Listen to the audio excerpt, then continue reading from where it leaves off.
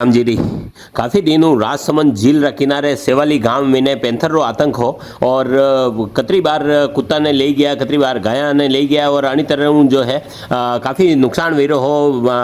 15-20 दिन पिंजरो लगे रखियो लेकिन पेंथर अंदर कैद नहीं वीरो हो। और आज सुबह जो है पेंथर जो है रात में यो कैद वी गयो और यो सुबह नज़र आयो जो आप वीडियो में देख सको। और अब जो है गाँव वाला राहत री सांस लीधी है।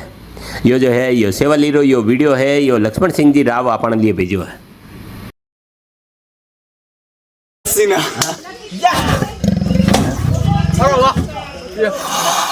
दूसरी भी है खेती रा रेडी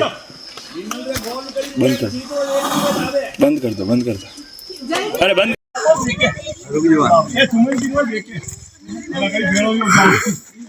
अरे खुलेगा नहीं रो अरे निकल ले अरे थोड़ी मम्मी देखो दे ए बेटा ले मम्मी लिया ए मम्मी आ